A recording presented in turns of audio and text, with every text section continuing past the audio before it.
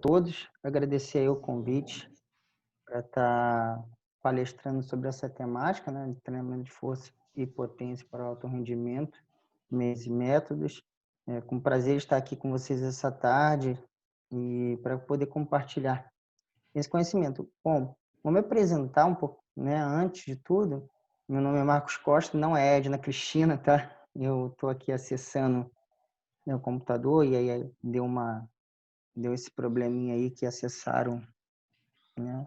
E de não deslogar e eu não estou sabendo mudar, enfim. Meu nome é Marcos Costa, eu sou formado em bacharelado pela UFRJ, também tenho especialização em treinamento esportivo na, na UFRJ. Logo depois eu fui para a Rússia fazer, né, uma especialização, um curso de aperfeiçoamento de extensão lá, de um ano, em treinamento esportivo, desde da formação da base, né, até o alto rendimento. E depois eu voltei e aí fui, enfim, rodei um pouquinho, fui para Roma, fui estudar também, tudo sempre nessa área de desempenho humano, né, Suécia, e voltei para o Brasil e fiz as especializações do Comitê Olímpico. A primeira em desenvolvimento esportivo, que é a base, né, a formação de atletas, e depois em alto rendimento, que é o aperfeiçoamento esportivo.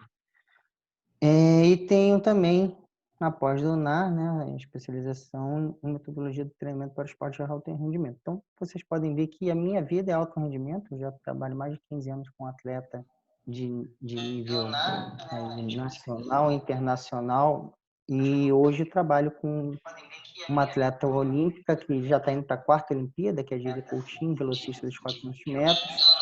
Ela conseguindo a melhor marca na história,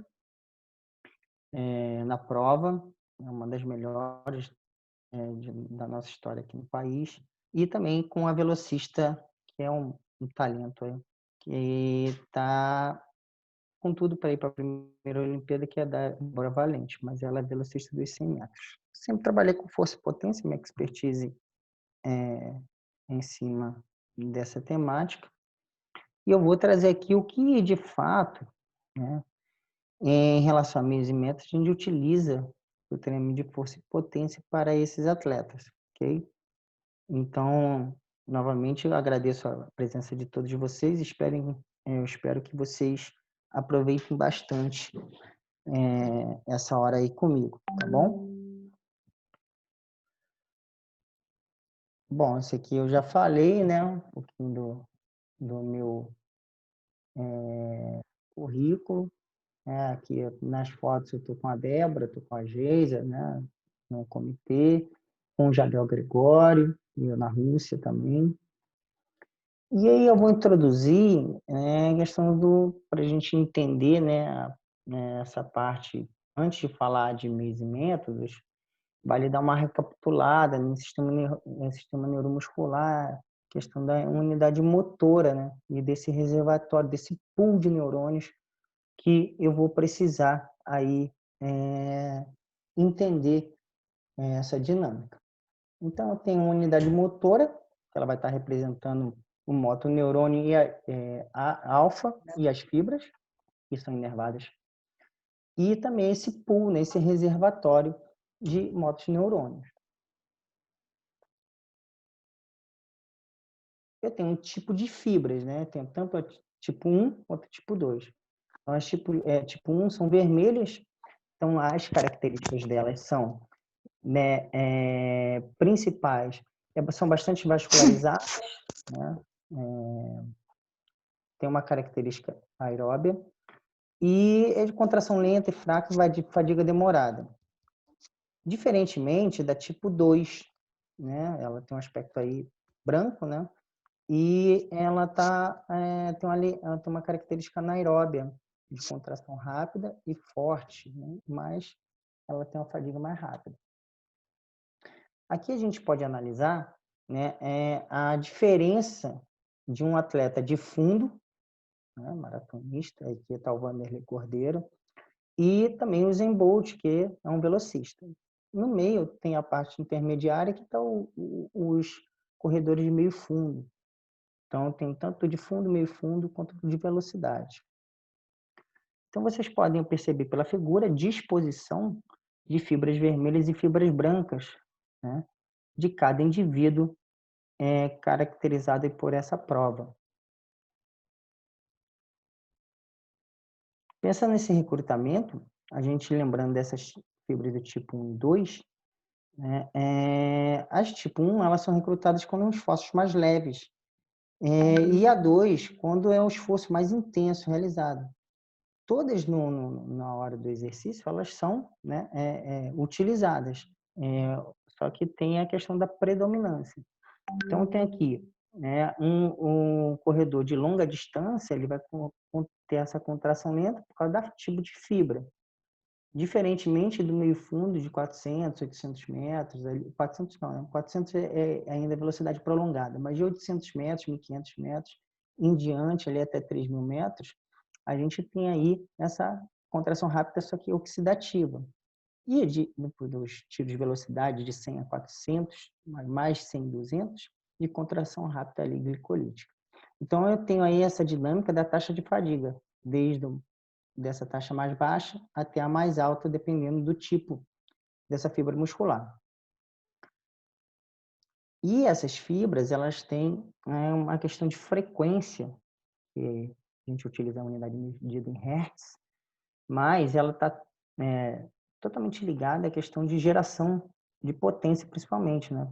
Não sei se vocês lembram essa parte de fisiologia, principalmente de neuro, ela é a questão de impulso elétrico, né? A magnitude desse impulso, na verdade, a unidade medida é outra, é em watts, porém, o quanto, né, essa frequência em hertz, ela vai impactar no exercício de força. Então, se eu tenho uma musculatura onde eu tenho não só uma quantidade de motoneurônios consideráveis, mas também ela consegue receber uma frequência maior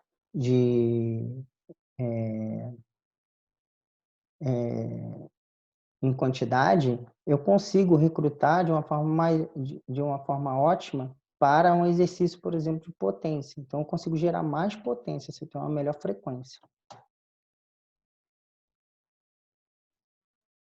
E aí vale entender que não é a sobrecarga, mas o esforço que tem nesse recrutamento de fibras.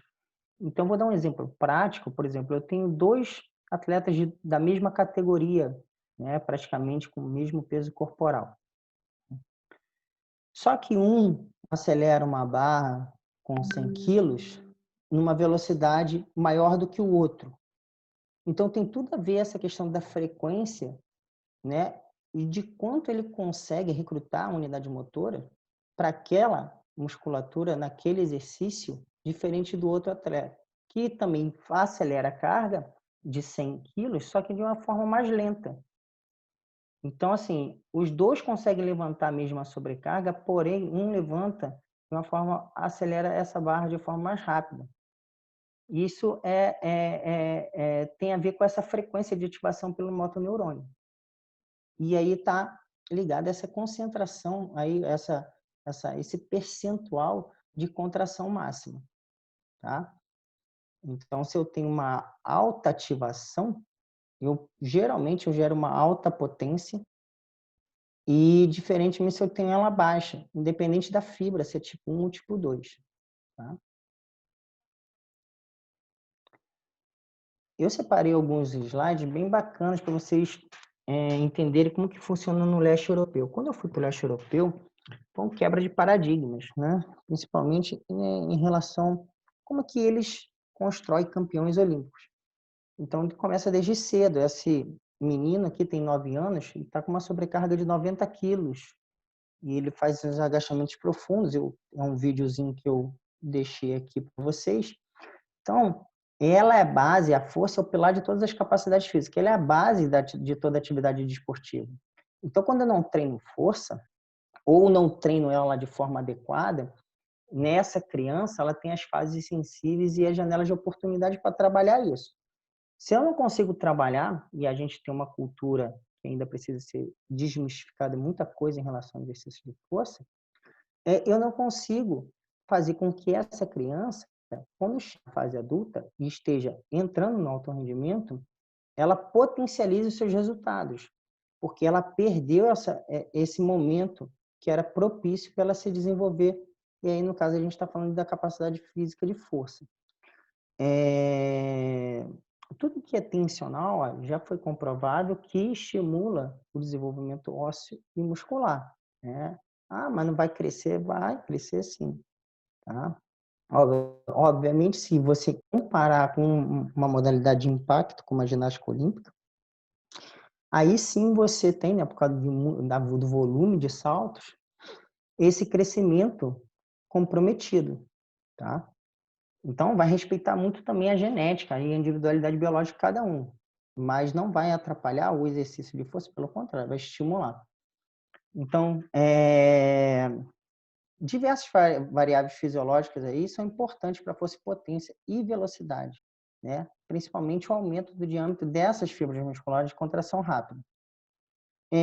Outra coisa que estão associadas com ganhos de desempenho, né, em todo o corpo para atividades de força, como, por exemplo, utilizar o levantamento olímpico ou exercícios multiarticulares e também os exercícios de salto. Eu coloquei entre aspas, vocês vão entender, se acho que vocês já ouviram falar de pliometria. Isso é um termo vulgar, não é o termo utilizado de fato aonde foi criado, né, essa pliometria que o pessoal tanto fala, que o certo é falar método de choque. Quem criou foi Yuri Verkhoshansky. E foi traduzido de uma forma errada e propagado, né, esse conhecimento não na sua totalidade, de forma fidedigna. Então, assim, muita coisa se perdeu quando foi traduzido e trouxeram para o Ocidente. Melhorou muito, né? Porque, assim, o acesso ao conhecimento, a Rússia, ela se abriu um pouco mais, principalmente a Rússia, e diminuiu muito, né? A própria Natália Verkhoshansky, que é a filha do Yuri, ela ajudou, né? Na verdade, muitos trabalhos que foram traduzidos de forma errada, traduzir da forma certa e corrigir esses erros na literatura.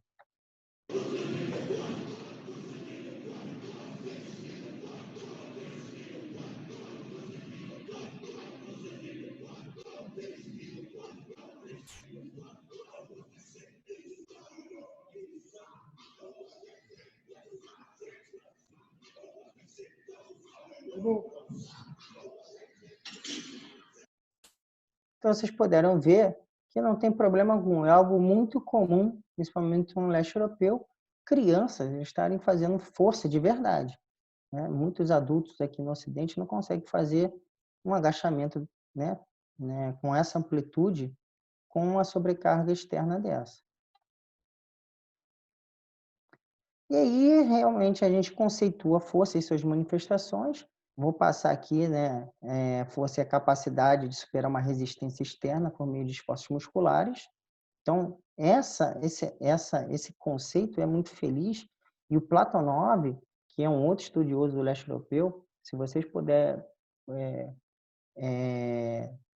ter acesso à literatura do leste europeu, o livro dele, Tratado Geral do Treinamento Esportivo, está traduzido em português, é um livro bem volumoso, mas é de uma fácil, eu acho que o Platonov ele conseguiu, né, trazer esse conhecimento de uma forma bem didática, de uma leitura que não é tão pesada como uma Matveev, até Verkhoshansky, que é um pouquinho mais leve, só que é totalmente diferente. Eu acho que o Platonov ele foi muito nessa questão para que todos tivessem acesso a esse conhecimento de uma forma mais fácil e de leitura, né?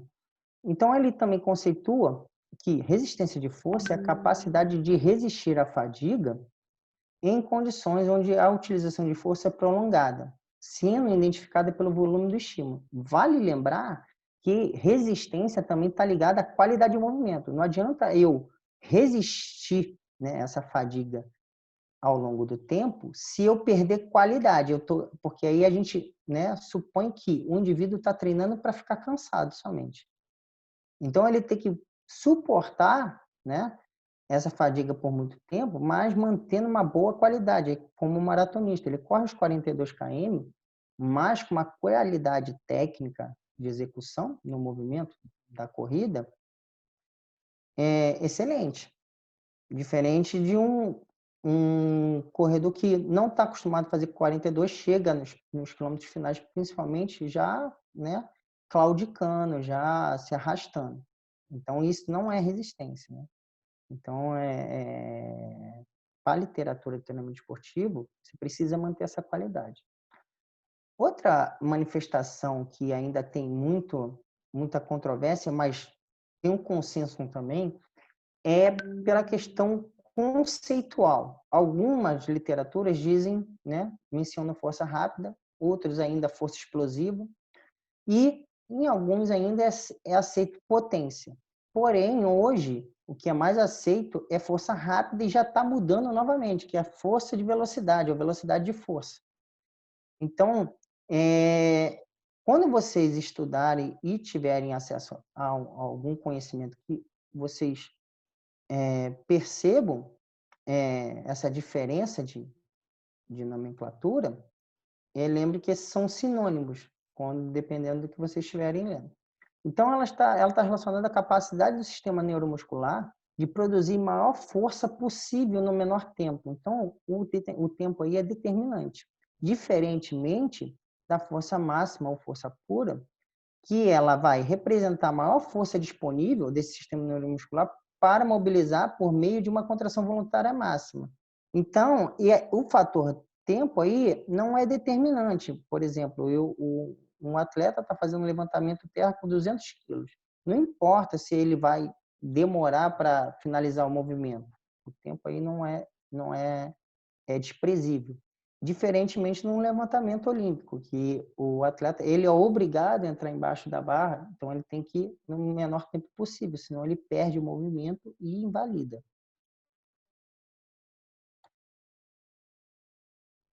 Eu trouxe aqui o Koklaev, né, um atleta que é oriundo do levantamento olímpico. Depois de ele se aposentar como atleta, ele foi para outras modalidades de força, como o powerlifting, nesse caso aí, e depois para o strongman.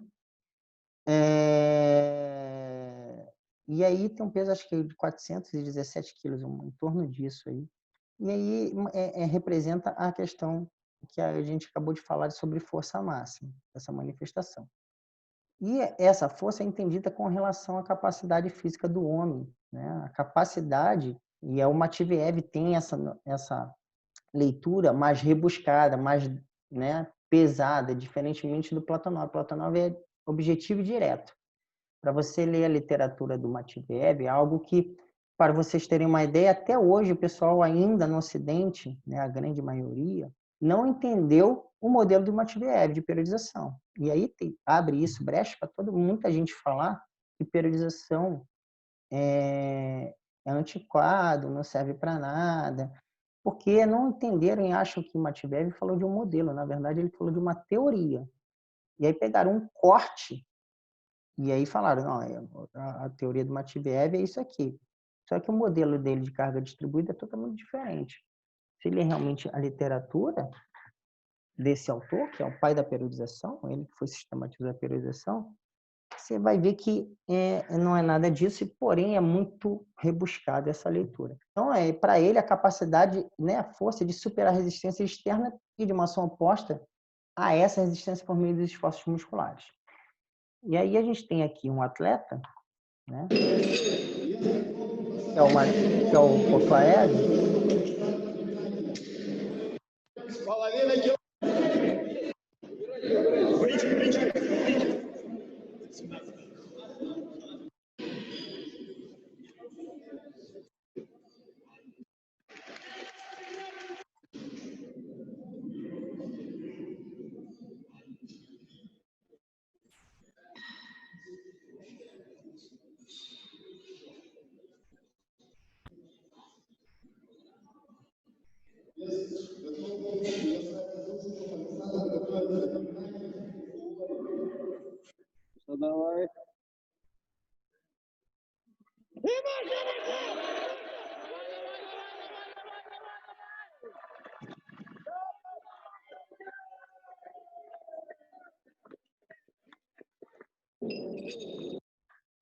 Bom, vocês acabaram de ver um levantamento básico, né? Um levantamento terra, já é bem já é conhecido aí no treinamento de força no mundo inteiro. Então é um ótimo exercício para membro inferior. E na verdade, ele é um exercício que a gente chama de exercício auxiliar, o exercício preparatório para os levantamentos olímpicos, tá? Assim como o agachamento, enfim, como o supino, que são movimentos que são característicos do powerlifting, né? Uma modalidade esportiva de força. Continuando essa questão do conceito de força, ela é uma grandeza física vetorial, que possui magnitude e ponto de aplicação. Outra coisa que a gente tem que perceber é a gente, às vezes, dá treino de força e não se atenta à questão do vetor. Eu preciso, um atleta, né, dar direção, dar sentido a essa força aplicada, né? Porque eu tenho que pensar na transferência, eu tenho que pensar na especificidade. Eu tenho que sair do geral para o específico e, para isso, eu preciso entender não só do sistema energético, enfim, de outras variáveis que são intervenientes à modalidade e também ao indivíduo, como que ele se comporta diante do treinamento, mas eu tenho que ensinar ele que essa aplicação de força, ele precisa entender como ele aplica ela, porque isso, no final, né, vai impactar no resultado esportivo. Um princípio biomecânico que tem que ser sabido e bem, né, consolidado quando for treinar força, principalmente para atleta, é a terceira lei de Newton, ação e reação. Toda força que aplico contra o solo, né, ele vai me devolver em sentido oposto, né? E se eu não consigo exercer essa aplicação, né, de uma forma eficiente, eu não tenho retorno eficiente. Então, para treinar força, eu preciso, né, ter essa aplicação de forma eficaz, né, de uma forma correta.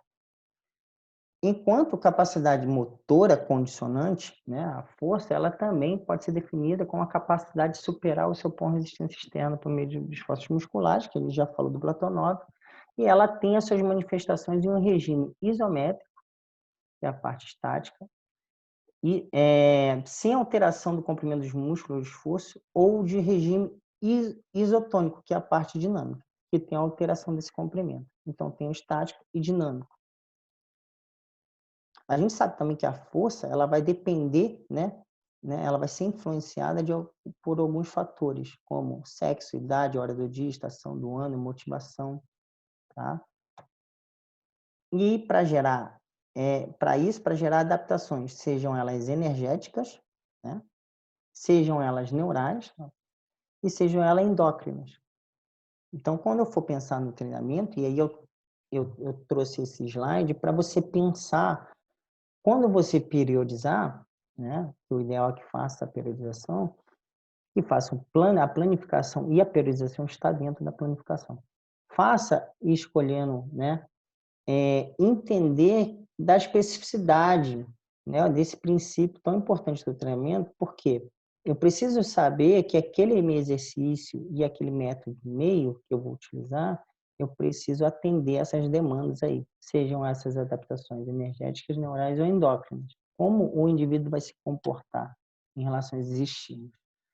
Bom, diante disso, né, eu tenho a questão, pensando aí no músculo, neural e a parte aí mais histológica, que é a parte de hipertrofia, a parte de força.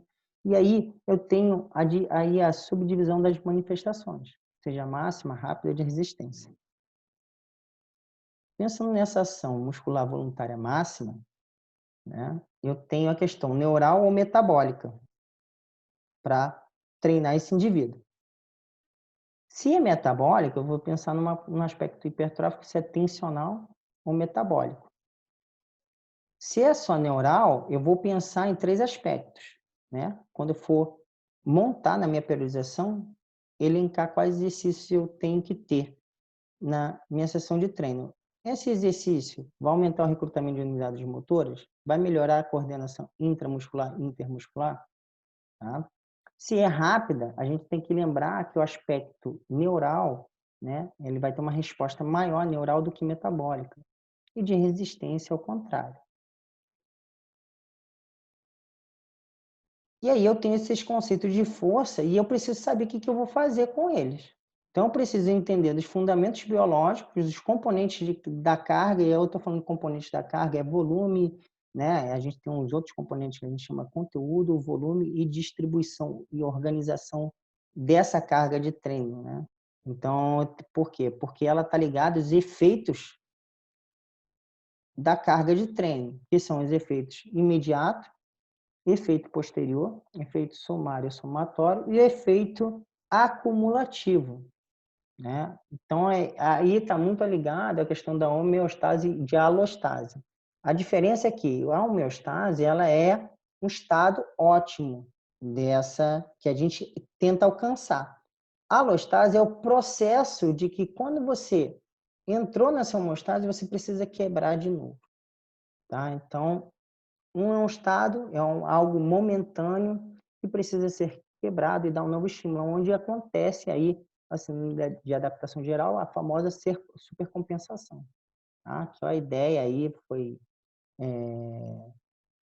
preconizada pelo Selle, né, em relação a essa questão da supercompensação. A ideia de como que acontece. Tem a questão também de considerar o gasto energético, avaliar, reavaliar.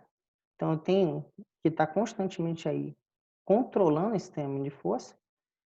Qual a metodologia que eu vou utilizar, né? Quais são aí os meios e métodos que eu vou utilizar e os princípios de planejamento, né? Eu tenho que pensar nessa questão também. Então, treinar força não é treinar por treinar. Eu preciso realmente, né, ter um planejamento de saber o que eu vou fazer, né, com essas capacidades e manifestações. Então, eu tenho a força máxima pensando aí, dinâmica e estática. Então, eu vou trabalhar, quando é dinâmica, força de impacto, tração e empurrão. Quando é estática, força de manutenção, tração e pressão.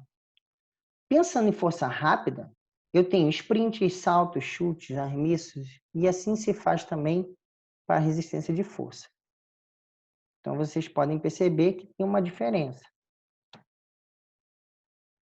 E aí eu tenho esse slide aqui que ele vai entender toda a dinâmica de como você vai entender essa força muscular pelos tipos de força, que são as manifestações, os tipos de trabalho. Qual o trabalho que você vai periodizar? É concêntrico, é excêntrico? São os dois? É estático, é combinado, é integrado?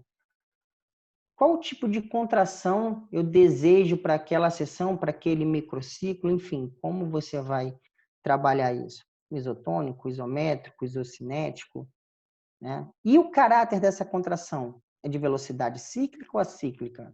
Ela é explosiva, reativa ou balístico? Porque, e os outros mais? O que acontece, né? Hoje, com o advento aí do treinamento funcional, enfim, já tem um tempo aí, que na verdade até hoje o pessoal não sabe o que é treinamento funcional, né? Cada um fala uma coisa, cada um conceituou de uma forma diferente.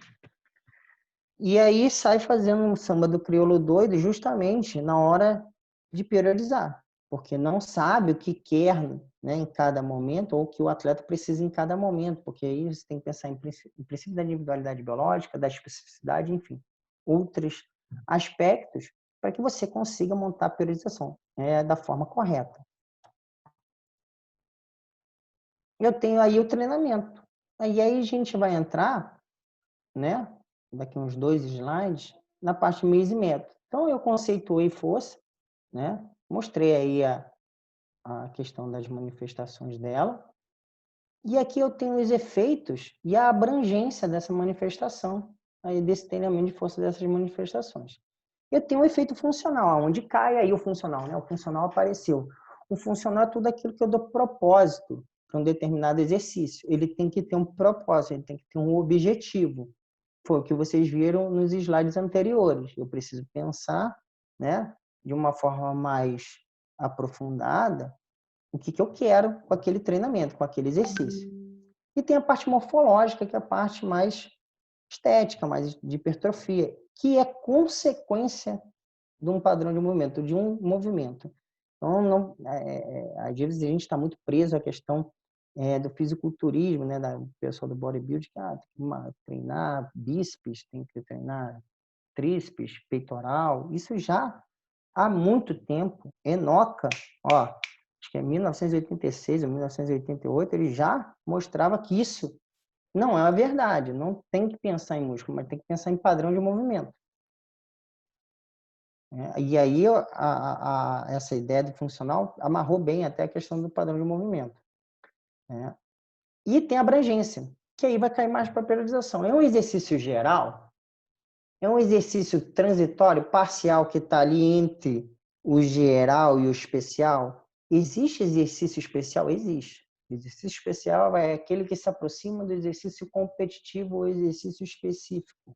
Nada mais é um exercício geral com uma característica cada vez maior do exercício competitivo. É ele que vai fazer, na preparação física especial, que o Constante preconiza, o treino de força especial, e o treino de força especial tem o exercício especial, que é esse exercício que vai fazer o link, ele que vai dar ali, ó, né, o estalo para que essa transferência seja bem feita, né, não se perca. Na verdade, esse potencializa.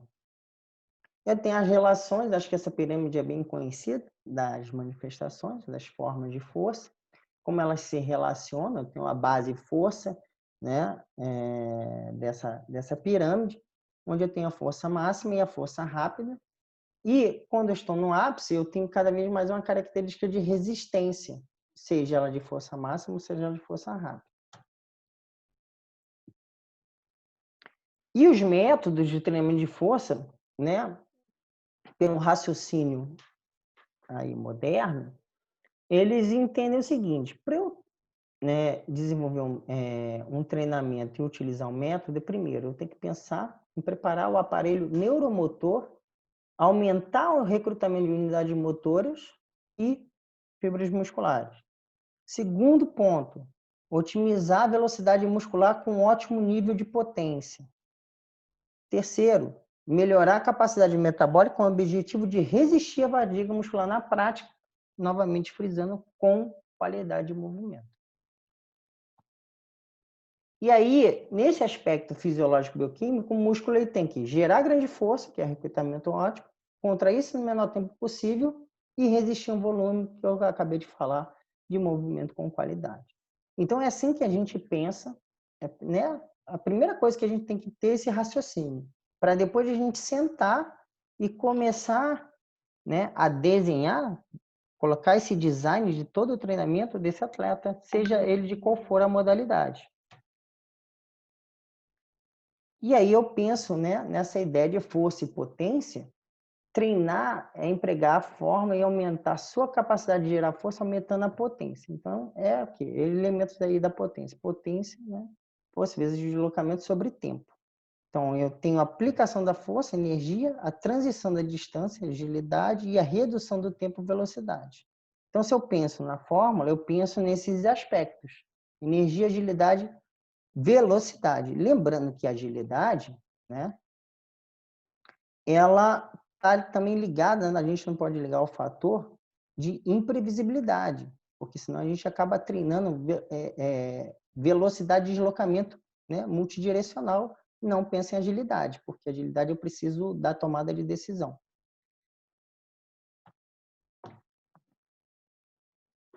E aí eu entro, como eu falei para vocês, em meios e métodos. E aqui a parte de conceito, o termo meio, acho que está bem didático, né? Ele vai significar para o esporte, né, tudo aquilo que se utiliza. E o método é a forma como é empregado esse meio. para atingir determinado objetivo. Então, por isso o meio é o exercício e o método é a maneira como o meio é utilizado, okay? Para obter o quê? Pensando na obtenção dos objetivos. Eu tenho alguns métodos, eu não vou falar de todos, mas eu acho que o único que eu não consegui aí trazer para vocês alguns exemplos que a gente utiliza é não sei se vocês já ouviram falar no método buffer, que é um método de reserva, até o Carlos Buzichelli tem trabalhado muito no estudo desse método, que é bem interessante, mas a gente vai ver os outros, e quando chegar ali depois do cluster, eu vou dar uma esclarecida mais ou menos como é que é esse buffer. Tá? Tem um método de Isoton, não sei se é conhecido de vocês, foi preconizado pelo Celoyanov, né? Que foi aluno do Verkhoshansky, né? Eu até coloquei o Chapolin aqui, né? Onde assim, diz ser coach, mas nunca ouviu falar no Verkhoshansky. Por quê? Porque o Verkhoshansky no mundo todo e na história do treinamento é o cara dos meios e métodos.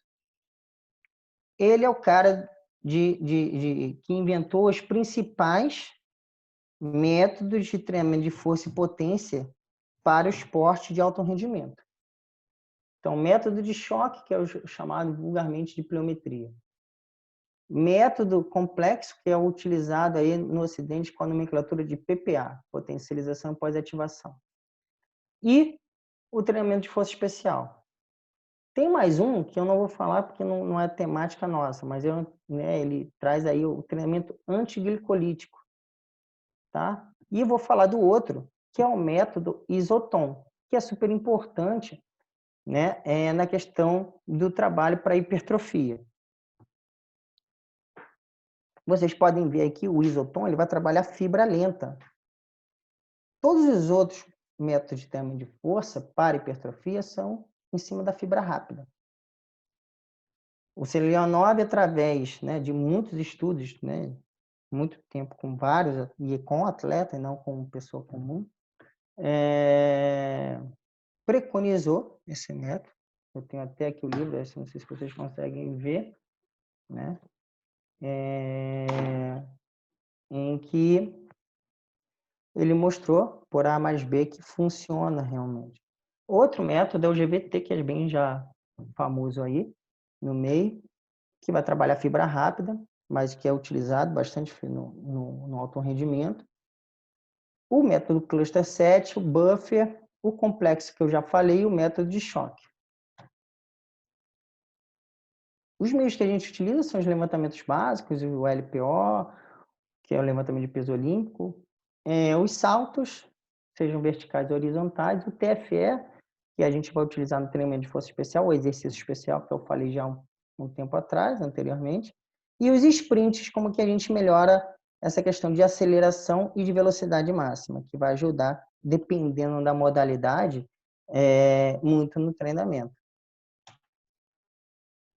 Bom, começando pelo método Isoton, o livro, ele foi preconizado pelo professor Vitor, ele me deu aula na Rússia também, ele faleceu já tem um ano e pouco, Celoyanov, com o objetivo de quê? De promover essa hipertrofia seletiva das fibras lentas, oxidativas.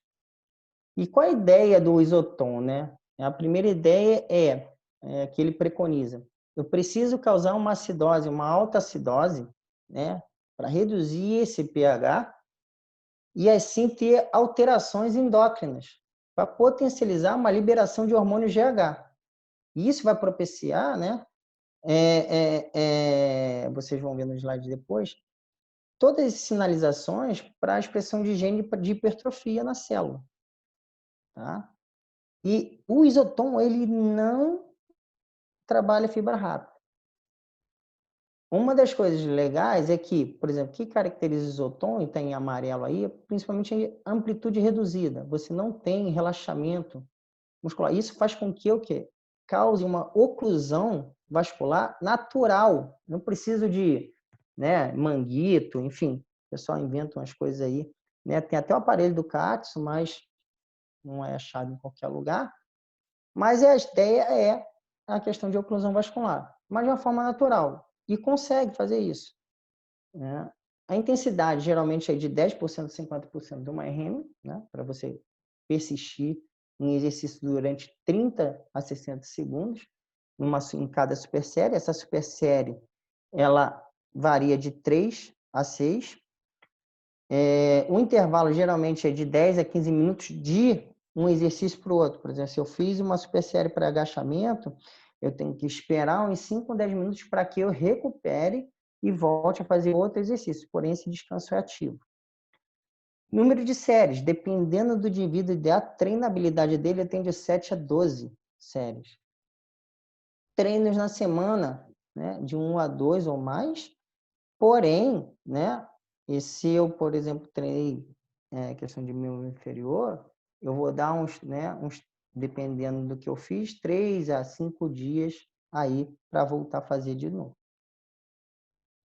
Vale lembrar que o método Zoton, isso é importante frisar, ele não é um método que veio substituir, ele é um método que veio complementar os outros métodos de treinamento de força tradicional aí, tá? É um recurso a mais no leque. Então, o que eu falei para vocês ainda é sobre a questão aí do isotom. A ponte cruzada, quando a ponte cruzada ela não consegue ter mais essa questão de relaxamento, justamente porque ele está em contração constante, né? Essas pontes elas vão começar a se quebrar e causar muita microlesão. Isso vai desencadear um processo inflamatório grande, e aí vai ativar toda a cascata de sinalização, expressão de genes relacionados à hipertrofia que eu falei anteriormente. Tá? A ideia do isotom é essa. Para vocês terem uma ideia, a ideia do isotom é você sentir a sensação de uma ardência absurda. Essa é a sensação. Então, isso é uma característica de quando o isotom está trabalhado da forma certinha. Importante, tá? A diminuição do pH de microgênio tem que ser causada nas fibras lentas. Porque na fibra rápida isso já acontece de forma natural. Aí eu tenho aí a organela, aí a mitocôndria, né? Onde que vai gerar esse ATP. E a fibra oxidativa ela é rica em mitocôndria, tá? Então isso é mais difícil de acontecer. Para isso eu preciso estressar esse meu organismo de tal forma, né?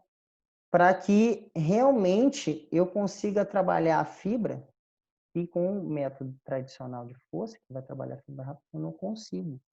E aí o Celular 9 conseguiu, através de muito estudo, mostrar que consegue sim trabalhar a fibra lenta para hipertrofia. Bom, eu tenho GVT pensando em hipertrofia, a gente vai sair de hipertrofia até velocidade. É uma sequência natural. Eu tenho aí esse treinamento de volume, alemão, comumente chamado 10 de 10, aonde eu tenho aí 10 séries de 10 repetições, em torno aí essa sobrecarga de 60% a 80% de uma RM, os intervalos de 1 minuto a 1 minuto e meio, dependendo desse grupo muscular que você deseja treinar. E ele é focado para o aumento hipertrófico, aumento da massa muscular. Se treinar o GVT certinho, tem um bom ganho. Obviamente, a gente tem que respeitar o princípio da continuidade. Eu preciso entender quanto tempo eu tenho que trabalhar semanas aí para gerar adaptações. Vou só treinar isso? Não, você vai treinar dar outros estímulos, porém você tem que manter. A eficácia do método ela está associada ao uso do alto volume em intervalo curto. Isso vai causar um elevado dano muscular. Outra coisa, que o exercício esse elencado tem que ser multiarticular. Esses exercícios básicos, como agachamento, remada, desenvolvimento, terra, supino. E para o sucesso desse método, não pode ser realizado até a falha concêntrica. Tá? Então, para que você consiga se manter em exercício durante as 10 séries. Bom, o cluster, que também é bem conhecido, aí eu já estou fazendo uma transição da hipertrofia para a força. É uma estratégia também de força para aperfeiçoar o desempenho de potência em uma sessão de treino de força. Então, uma vez que esses modelos tradicionais, ele não vai levar esse indivíduo à fadiga no final da série. E vai acabar prejudicando o que a gente quer de dinâmica do movimento ali, né, dessa cadência, que ela continue de forma consideravelmente aí pensando na velocidade de execução. E aí, essa questão da manutenção da velocidade é super importante durante toda a série. Então, é uma característica que precisa ter uma atenção maior. Aqui estão os esboço, né? Tem um desenho de como funciona o método tradicional e os clusters, né? Então, eu tenho ali repetição 1, 2, 3, 4, 5, 6, 7, 8, do tradicional. Do cluster, eu faço 1, 2, descanso 30, 3, 4, descanso 30, 5, 6. Eu tenho um intervalozinho entre esses bloquinhos que faz com que esse indivíduo recupere, mas mantenha essa qualidade na execução do movimento no aspecto da velocidade. Então, ele não perde, né, do início ao fim, essa qualidade na velocidade de execução. Tá? E aí eu tenho outro bloco, mais outro bloco. Tem outro exemplo que eu deixei aqui embaixo, amarelo, que já é utilizado com atletas, por exemplo. Eu não sei se vocês conhecem a Exos Athletics Performance, que ela trabalha, né, com atletas da NFL, NBA, velocistas norte-americanos, enfim, atletas de elite, de velocidade, principalmente, nos Estados Unidos. São centros de treinamento, né? O principal dele fica no Arizona, no Texas, ali em Phoenix, e eles utilizam muito para né, esse tipo de atleta, essa configuração de cluster. Ele faz uma série, descansa, uma série de 3 repetições. 1, 2, 3, descansa, isso com 90% de uma RM. E já faz 9, em seguida descansando esses 30. Então ele faz, né, uma repetição, descansa 30, uma repetição, descansa 30, uma repetição. Porém, esse percentualzinho, ele tem ali um range de variação de 90 para 95 para uma RM, tá? De uma RM. Então, essa é uma característica que também pode ser alterada no cluster. A ideia é ter esses segundinhos preciosos de descanso, né, como se eu dividisse a série inteira em bloquinhos, para justamente manter essa ideia da velocidade de execução.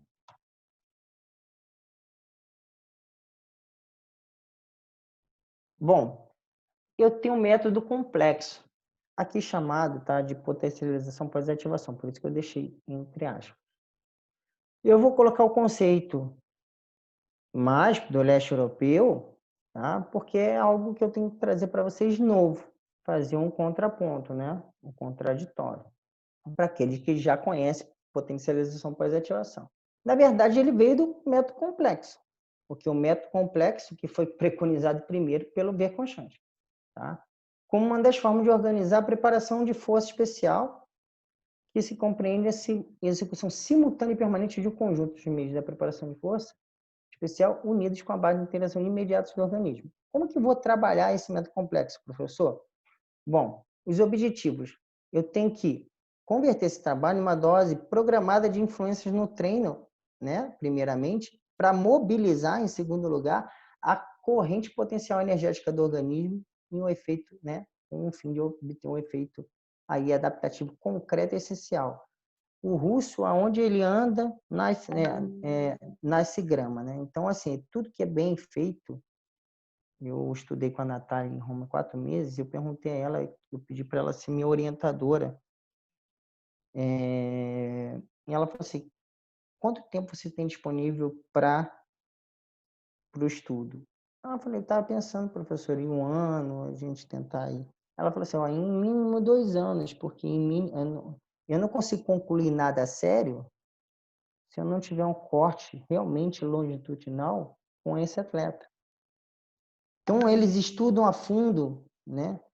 Por muito tempo, eles entenderem, principalmente no alto rendimento, aquilo que quer ser investigado. E aí, esse livro que tem aqui, Super Treinamento, ele está em espanhol, mas ele tem em inglês também, em russo e italiano. São os mesmos autores, o Verkhoshansky e o Sif, tá? Já está, acho que na sexta, acho que tá a 7ª edição. Vale muito a pena vocês comprarem, adquirirem, quem, né, sabe inglês ou espanhol. O espanhol até com portunhol dá para arranhar ali, vocês entenderem um pouquinho. Porque vocês vão entender a fundo de método complexo. E é bastante utilizado para o desenvolvimento de potência, né? Ele vai combinar o quê? Qual a ideia do método complexo? É combinar cargas variadas, né? E essas cargas são altas, justamente para promover essa potencialização pós-ativação. Eu tenho um vídeo aqui para vocês entenderem na prática como que vocês vão utilizar esse método com o seu atleta, tá? Então, assim, embora alguns estudos tenham mostrado efeito positivo a partir do uso do treinamento complexo, o melhor modelo da atividade condicionante para induzir PPA ainda não foi estabelecido. O que ele quer dizer com isso? Bom, eu vou mostrar o vídeo, vou fazer vocês entenderem. Por exemplo, eu faço um exercício de força, tá? Com uma sobrecarga considerável aí, e aí depois eu faço, por exemplo, uma série de saltos. Eu faço logo em seguida? Alguns fazem logo em seguida. Eu posso esperar um minutinho? Alguns esperam. Posso esperar. Eu sei que até 3 minutos, né, você consegue preservar essa potencialização.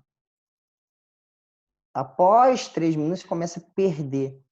Então, é o quê? Eu dou um estímulo, né? Eu ativo essa parte neural, né? Excito ela, para que eu possa transferir ela para um outro exercício.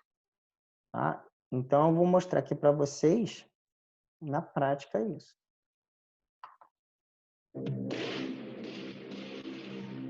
Ele fez o agachamento, ele fez o agachamento. Estão pensando aí, ó. Aí já começa a fazer uns saltos.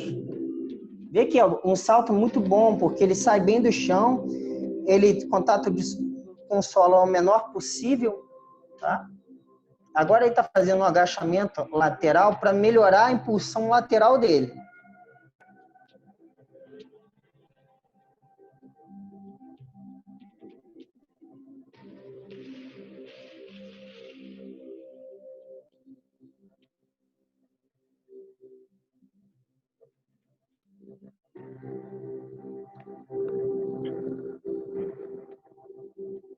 E logo em seguida, o impulso vertical.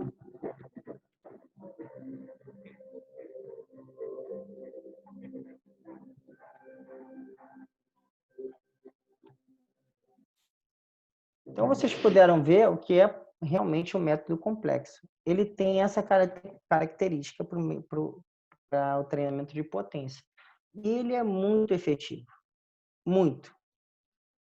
Ele é único? Não. Aí a gente tem que utilizar de outros métodos também, como o de choque aqui, que é a pliometria, a vulgar pliometria.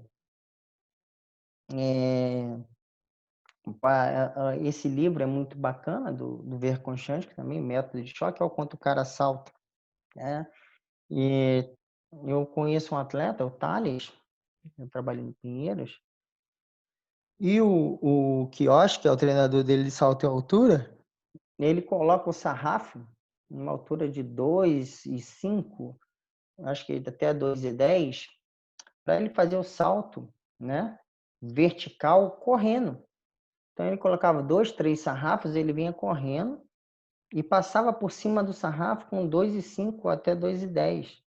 Então, a força desse indivíduo, né, principalmente a parte reativa, a parte também elástica, é absurda desses saltadores.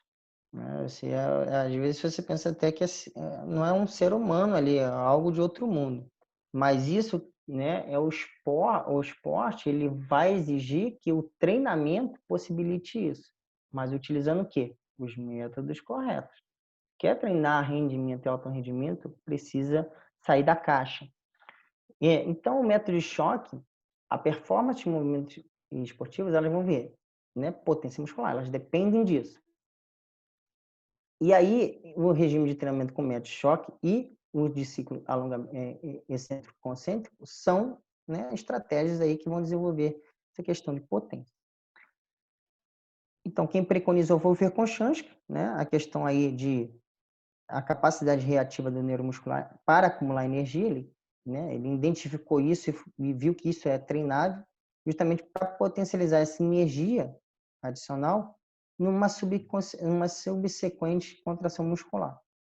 E aí hoje a gente vê um monte de gente dando saltinho, pessoal, sai pulando que nem um canguru aí, pula o cone, pula a barreirinha, mas não conhece pliometria, né, entre aspas, de forma aí aprofundada, até porque eu tenho um processo pedagógico, eu tenho uma sequência, né, ao ser utilizada para que, por exemplo, eu faça um salto profundo, e aí o pessoal do CrossFit utiliza isso direto, né, sem preparar o aparato locomotor, provavelmente vai ter uma lesão, né, o indivíduo não está preparado para aquilo, para potencializar essa questão reativa. Tanto que o método de choque, o nome já diz, né, o último salto é o salto profundo chamado de método de choque. E é o último salto que você vai fazer, é o salto profundo. Esse livro aqui é a do Nélio Moura, né? Não sei se vocês conhecem, é bicampeão olímpico, foi o treinador, né, técnico da Malrimage, meu professor e orientador de TCC no COB, né? Hoje no Brasil ele é a maior referência no Brasil, a maior referência em saltos e no método aí. Vou falar pliometria que fica mais fácil para entendimento sobre pliometria. E aí ele tem esse livro aí no mercado, se vocês quiserem depois adquirir, vale muito a pena. Tá? Então, esse método ele tem como premissa básica aumentar a potência muscular a partir de estímulos na musculatura esquelética em forma de choque. O nome é choque porque tem que ter a ideia de repulsão. Quando você toma um choque, né, daquela repulsão. Essa é a ideia, é o menor tempo de contato possível com o solo ou com uma superfície, gerando maior potência possível. E aí você vê os treinamentos, o cara falando que está fazendo pliometria, o cara parece que está, né? Quem está saltando é um elefante. O cara. Aí depois salta de novo. Já não está treinando pliometria, né? Não aproveitou esse contato com o solo. Então, se perde. Então, tem que entender para poder treinar. E vale lembrar que a gente está trabalhando salto. Então, eu preciso preparar esse meu aparato locomotor para receber esses impactos, principalmente volume, em questão de volume. Então, ele vai se destinar ao treinamento de força rápida, né? Explosiva, potência, e da capacidade reativa do aparelho neuromuscular. Então, aí, eu vi a Verkhoshansky aí, 96. Justamente para o que ele está fazendo? Ele está pensando no TFE, que é o treinamento de força especial, que a gente ainda vai chegar lá. Então, uma coisa está engrenada na outra. Método complexo, método de choque, treinamento de força especial, a parte da base lá, seja com GVT, seja com buffer, né? O buffer, ele tem uma característica que eu acabei não falando, é de que eu crio uma reserva, por exemplo, eu vou dar hipotético exemplo, tá? Eu começo lá, 4 repetições, 5, 4. Aí eu começo, por exemplo, com 100 quilos, diminuo para 90, faço 5 repetições, né? Só que com 5 repetições, com 90. Quando eu for voltar para fazer as outras 4, né? 4, 5, 4, eu coloco lá, entre aspas, é hipotético, 110. O atleta, ele nem percebe, ele vai aumentando essa sobrecarga sem um desgaste neural muito grande. Porque, entre aspas, né, a grosso modo, eu estou ludibriando o meu cérebro aí para nessa questão neural. E aí eu consigo aumentar a sobrecarga de uma forma em que esse meu atleta consiga, ao longo da sessão de treino, né, responder aquilo que foi prescrito, sem ter a sensação de desgaste muito alto. E é bem bacana isso, tá? Então eu tenho que utilizar, e aí eu utilizei esses outros métodos para quê? Para blindar esse meu aparato, para ter realmente, né, um aparato robusto, para poder receber todos esses métodos aí que exigem muito, né, do indivíduo. Então, tais exercícios são definidos como aqueles que ativam esse ciclo excêntrico-concêntrico, músculo esquelético, provocando a essa potencialização elástica, mecânica e reflexa. Então, o Moura aí, que é o Nélio, né,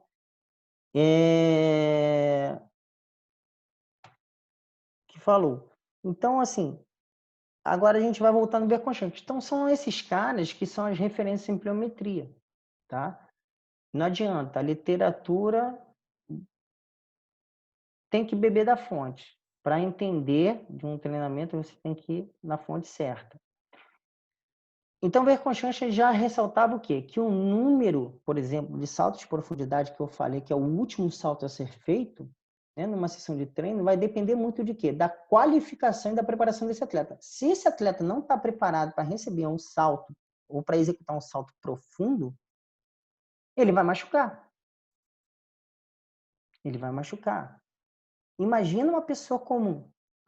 Né, no CrossFit a gente vê assim, não, pula em cima da caixa, desce da caixa pulando. Gente, né, o pessoal não entende o que está fazendo.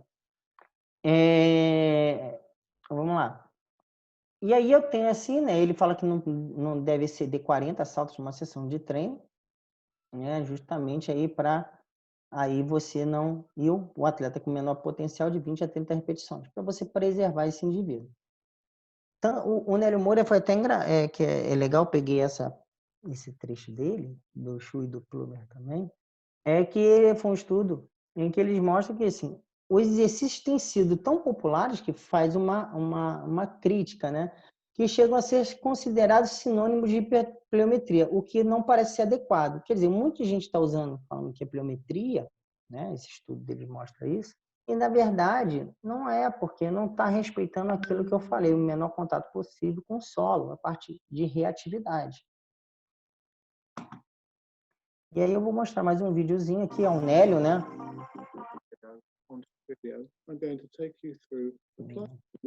O Nélio aqui, ó. Aí ele treina o Irving Saladino e a Mauro Imagem, medalhistas olímpicos. E como é toda a sequência aí, né? Essa é uma sessão de treino, de educativos, para salto, né? Eu vou adiantar um pouquinho, que tem muitos saltos aqui. Isso é aquecimento, né? Faz de aquecimento, ó. A gente chama esse exercício de saci, né? Ele vai com a mesma perna e a outra perna não pode tocar. Olha a questão de reatividade. Isso é pliometria. É fazer o movimento certo, executar ele certo para poder ter a resposta correta. Tá vendo? Eles tentam puxar a ponta do pé para o quê? Para ter maior, né, eficiência, não deixar a ponta do pé para baixo.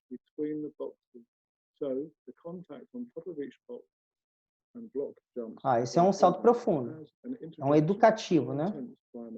Depois ela está aprendendo a aterrissar para depois ela ter a repulsão, que nem esse indivíduo fez. Entendeu? Utilizing low hurdles, where the emphasis is on the straight leg contact.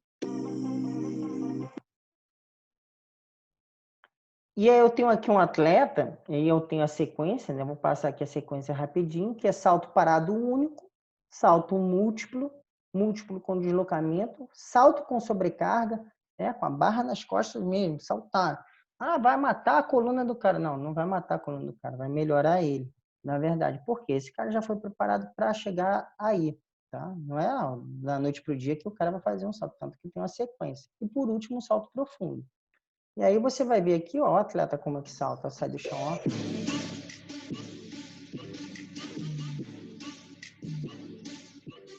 Parece que tá voando, né? Então, é assim que a gente trabalha pliometria. E o outro livro do Verconchance, que é legal vocês comprarem também, se puderem adquirir. É tudo sobre o método pliométrico, né? Traduzido assim, né? O primeiro dele é o método de choque, e aí tem uma questão muito comercial, mercadológica. É assim que é na Rússia, trabalhado desde sempre, né?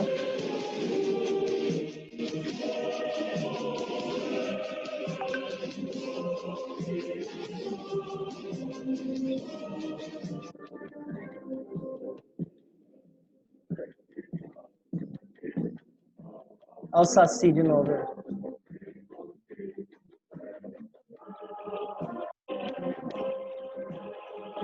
Olha o levantamento olímpico. Bom, e aí a gente vai entrar nele, né?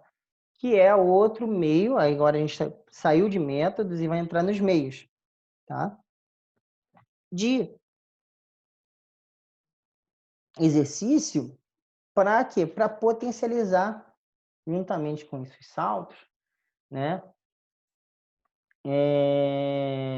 A questão de desenvolver força e potência. Ele é considerado esporte para todos os esportes. Ele é basicamente composto de 2 exercícios, arranco e arremesso, né? Então, a ideia do levantamento olímpico, tem outro livro aqui também, é o quê? Maior força, menor tempo, né? Então, gerar a maior força possível no menor tempo, né? Para quê? Para gerar a maior potência, tá? Então, curto espaço de tempo. Então, esses movimentos, né, demandam uma técnica muito grande para que eu possa realmente produzir. E aí, vale lembrar da questão lá do vetor. Eu tenho que aproveitar bem o exercício para eu gerar potência muscular.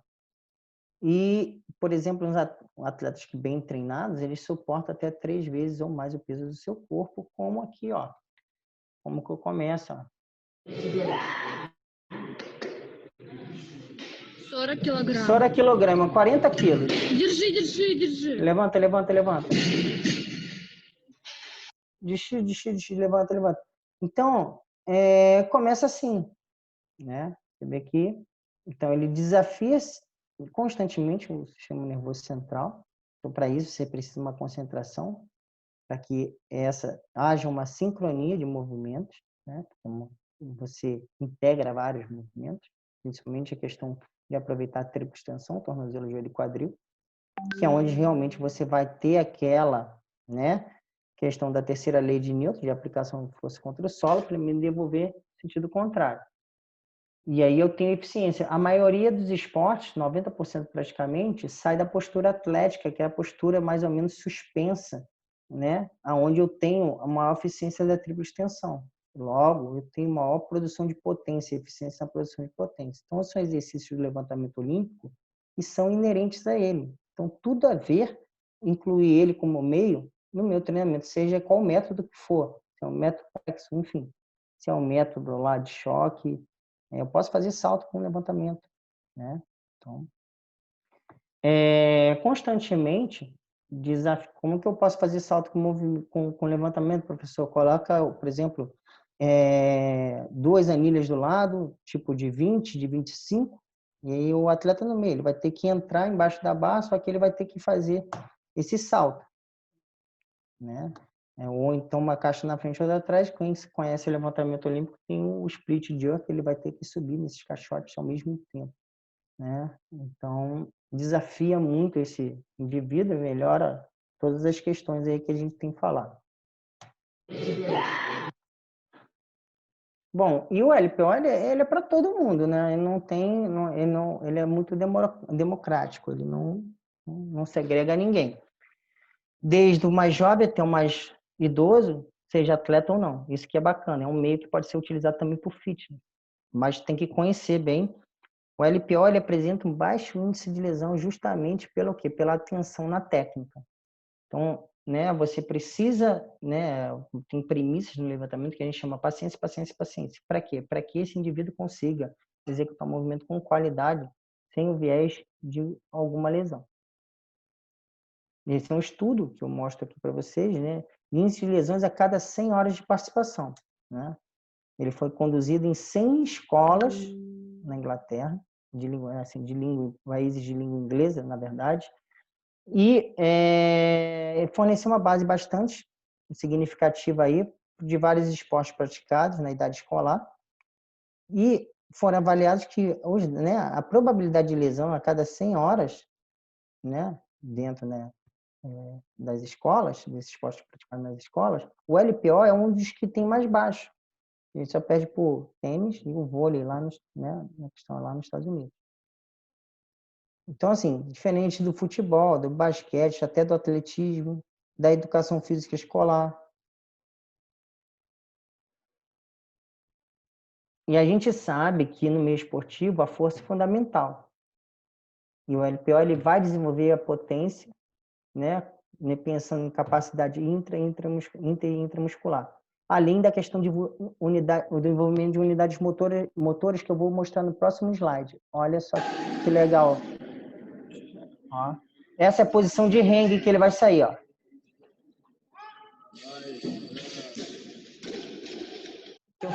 Eu falei da postura suspensa, porque tem mais transferência dos esportes, aí, principalmente pensando na velocidade.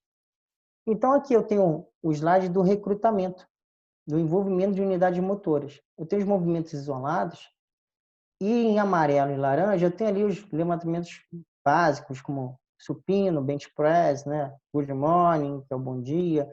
Tenho o deadlift romano, o levantamento de terra romano, o agachamento, o próprio deadlift, que vão gerar ali nesse envolvimento em torno de 45% a 70%. Diferentemente, quando eu falo em levantamento de peso, que eu já começo no power clean com 80% e vou até 100% no clean jerk clássico. Esse clean jerk, ele se aproxima dos sprints máximos, onde eu tenho 95% a 100% do envolvimento das unidades motoras. Então, se a gente for pensar em exercício resistido, poxa, eu tenho que otimizar meu tempo, né? Eu vou deixar de utilizar o movimento isolado, entre aspas? Não. Mas eu vou elencar aquilo que vai realmente potencializar num atleta, né, o exercício mais adequado. E ele pode ser incluído, principalmente, né, se a gente for pensar em como vou utilizar o LPO, que ele tem variações, né? Eu arranco e o arremesso são os clássicos, mas ele tem vários, tem power, tem hang, enfim, tem umas variações. E aí eu elenco, né, nesse período preparatório, os movimentos gerais especiais, o LPO, de uma forma mais inteligente. Eu tenho a curva de Hill aqui, aquela curva famosa de força, da relação de força e velocidade. E aí, o Sukhumel, ele fez o quê? Ele percebeu que se eu utilizar um exercício X, Y, Z do levantamento olímpico, eu tenho uma característica mais de velocidade ou eu tenho uma característica mais de força.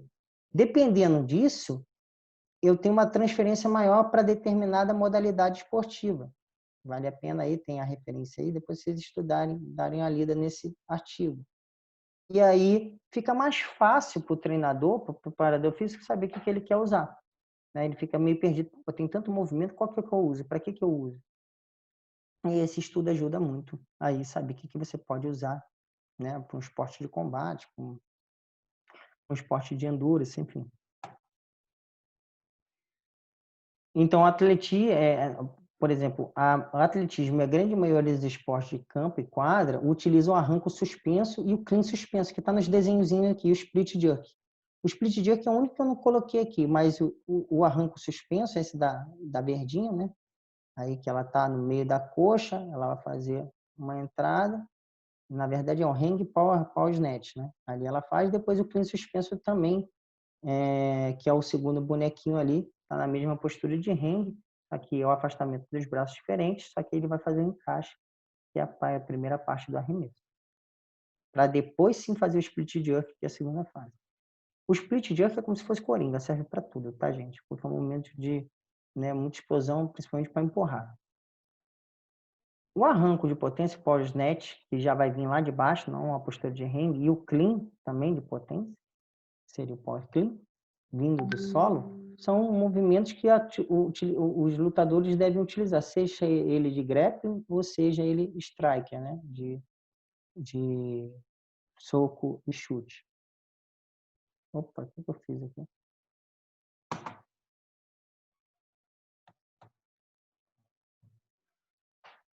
Esse foi um estudo meu, que eu fiz com o Nélio Moura, que foi lá que eu falei meu TCC, estou trazendo aí para vocês, foi publicado em 2019, né, onde a gente analisou que o levantamento olímpico, em comparação ao TFT, que é o treinamento de força tradicional, ele gera benefício assim como o treinamento de força tradicional. O estudo não teve muito tempo, né, para ser feito, porém a gente encontrou um dado importante, né, que para as provas de velocidade, a gente sabe que 1/100 tira o cara do pódio, né?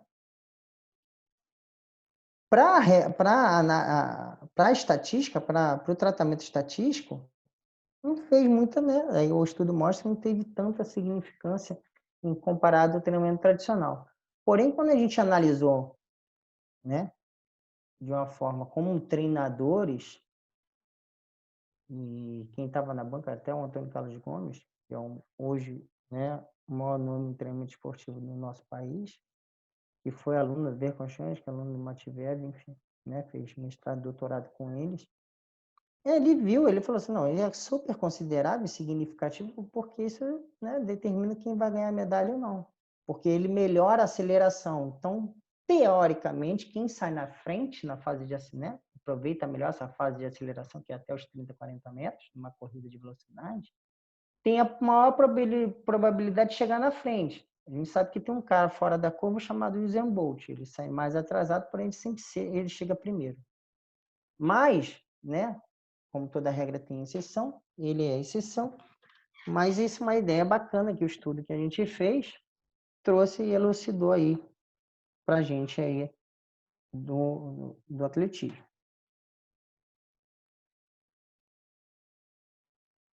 Dá dando para entender? Eu estou muito acelerado, gente. Tá tranquilo? Eu vou agora passar aqui a parte do levantamento de peso. Eu não estou conseguindo enxergar. Vocês estão digitando, eu não estou conseguindo ver nada. Eu estou indo. Qualquer coisa eu uso o áudio aí para saber se eu estou muito acelerado, enfim.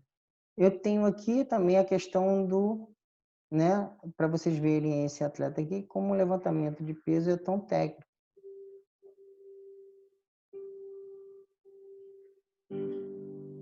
Então, 173 quilos na barra. Ele entra embaixo da barra, a barra está flutuando, né? Então está em aceleração, ele tem que aproveitar isso para poder mergulhar embaixo da barra e fazer a recepção. Bom, ele conseguiu no movimento, ele vai aumentar 2 quilos, eu acho, vai para 175, e ele não vai conseguir entrar. O levantamento olímpico ele tem essa característica, né? Não é que nem fazer um supino, que você coloca 5 quilos de cada lado e faz todo torto e consegue fazer. O levantamento olímpico não permite.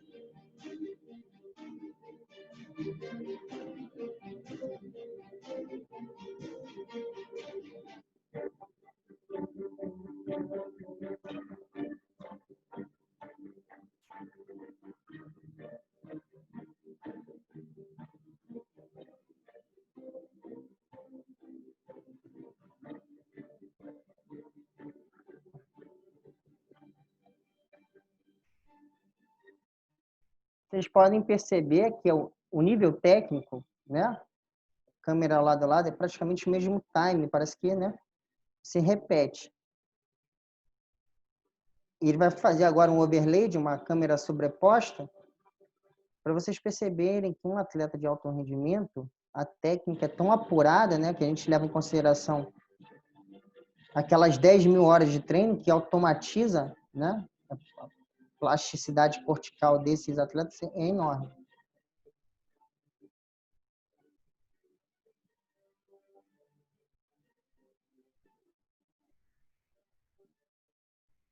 Ó, o mesmo movimento praticamente. Só que o levantamento de peso, ele exige muito do atleta, tá? Mas é o meio que a gente tem que utilizar no alto rendimento, não adianta. A gente vai falar agora sobre o TFE, já está acabando, tá? O TFE é o uso sistemático, né, de um complexo exercício de força especializado e direcionado para o exercício competitivo. Como eu falei, ele vai se aproximar desse exercício competitivo, né? Então, é um gesto motor específico. E ele vai causar melhoria nesse resultado e aumentar o potencial motor, né? Levando aí da maestria técnica, né? Nesse movimento que vocês acabaram de ver aí, que o cara tem domínio, né? Do movimento, da modalidade que ele pratica.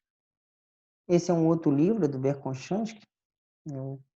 Tem esse primeiro, que é o manual para coach, né? Para treinadores de treinamento de força especial, que é dele e da filha, da Natália. Esse aqui é com o Paulo Roberto de Oliveira, né, em conjunto com ele, que está traduzindo em português. Eu tenho ele por aqui, mas está escondido, nem sei onde está. Tanto livro e, enfim. Então, segundo o Verkhoshansky, esse TFE, né, esse treinamento de força especial, ele tem premissa, né, e do seu treinamento a elevação desse potencial energético, né, que vai ser assegurada através do meio de preparação física especial que está aí nesse livro. Ela vai servir de base a qual se apoia todo o sistema da preparação desse atleta. Isso é um TFE, gente. Olha quando o aparelho é feito para o TFE. Ó. Na Rússia. Ó. Aí, ó, o cara do judô. Olha que beleza. Olha que beleza. Isso é TFE. Se o cara chega... Se tivesse um aparelho desse na academia, né, ou qualquer outro implemento que ajudasse ele, né, a aproximar o gesto motor, esse exercício especial do gesto específico, teria muito ganho. Esse é um outro. Ó, também na Rússia, uma esteira, né? Ah, mas onde está tendo? Não, está fazendo força, ela está fazendo tração ali. Ó. Lembra que lá atrás, quando eu expliquei sobre força muscular, parte de tração? Então, são equipamentos que auxiliam, né, esse indivíduo no treinamento de força especial, entendeu? Esse aqui, por incrível que pareça, parece que foi até sintonia de pensamento.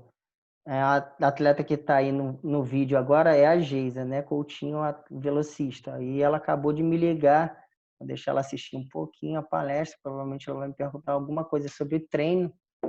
E ela está fazendo um treinamento de força especial, onde ela está tentando reproduzir um movimento em que ela faz de passada na corrida. Então, ela faz o levantamento olímpico, o LPO, tentando reproduzir uma passada com amplitude de movimento. E esse é um outro movimento aqui, o LPO, que vai preparar ela. Ó, ela está andando, tá vendo? Isso aqui em Doha. Esse o primeiro movimento foi no Rio. Então, para vocês verem aí como trabalha o TFE. O segundo, agora a gente vai entrar em velocidade, que a gente tem os meios de sprint, né, que a gente vai trabalhar acelerações e também os tiros de velocidade. Então, o principal requisito motor, né, na verdade, segundo o Weineck, que o foco de todas as modalidades, as capacidades estão ali em satélite, como vocês estão vendo na figura, é a velocidade. Para vocês terem ideia, até para o xadrez a velocidade é importante, porque eu tenho tomada de decisão, né? Quem toma a decisão mais rápido tem a probabilidade de vencer o jogo de xadrez mais rápido. Então, não é só uma questão neuromotora, mas cognitiva também. Então, aí eu tenho também a parte, né, da velocidade. Outro conceito que o Grosser traz é que a capacidade de atingir maior rapidez de reação de movimento. E o Zatsioski, ele complementa que é executar ações motoras de maneira mais rápida possível. Então, aí a gente conceitua a velocidade e, novamente, a gente traz aqui a Geise, fazendo alguns tiros de aceleração, para depois, realmente, ela fazer um tiro de velocidade, mas com essa característica. Ela vai vir lá de trás, né, vai sair.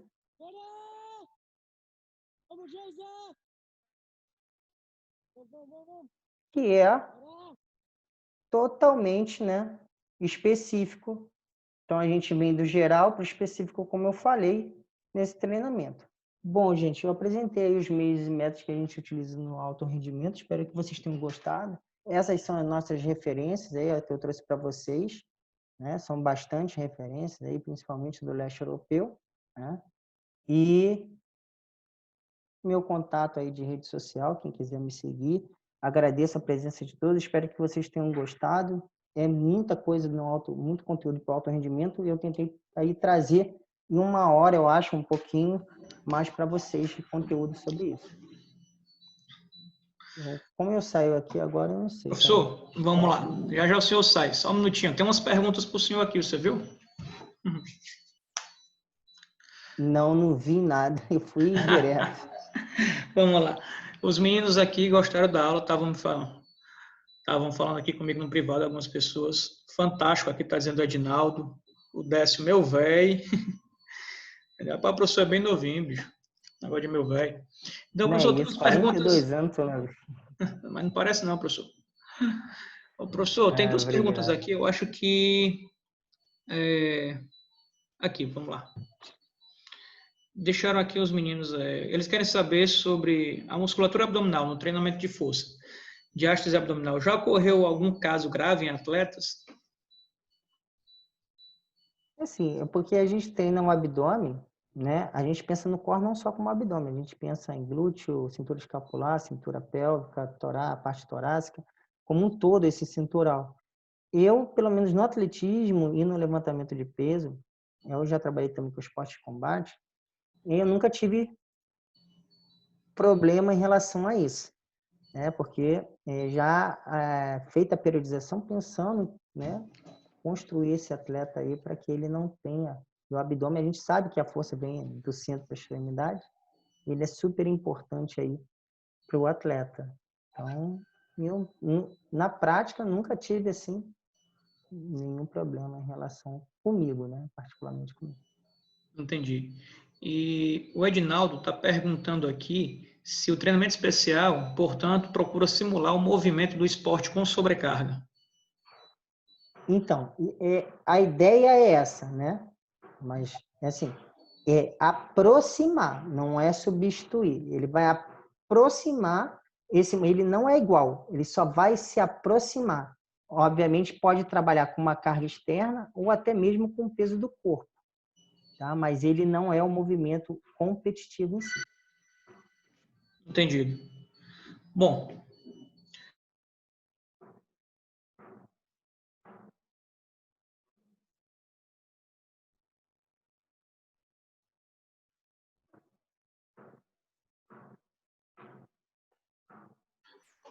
ok, professor, entendido. Mais alguma pergunta, pessoal?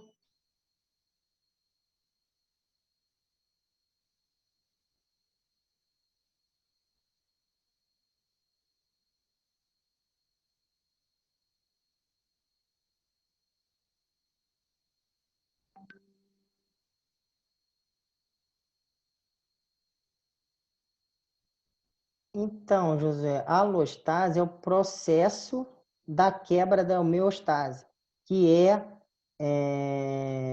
esse estado momentâneo de equilíbrio do organismo.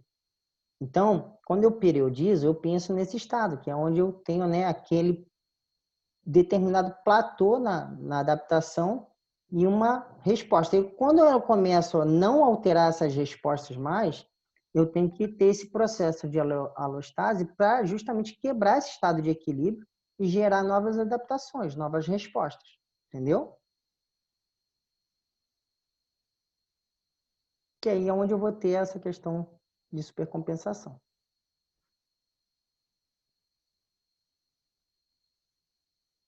Não estou te ouvindo. Professor, a gente também está pelo YouTube, tá? Deixa eu ver aqui se tem alguma pergunta aqui no YouTube, se tem alguma pergunta do pessoal. Deixa eu ver. No WhatsApp, não. Não, no YouTube também não. Então, acho que essas são mais as dúvidas dos meninos, tá? Nesse momento. Professor, quero lhe agradecer, lhe parabenizar pela aula, acompanhei aqui.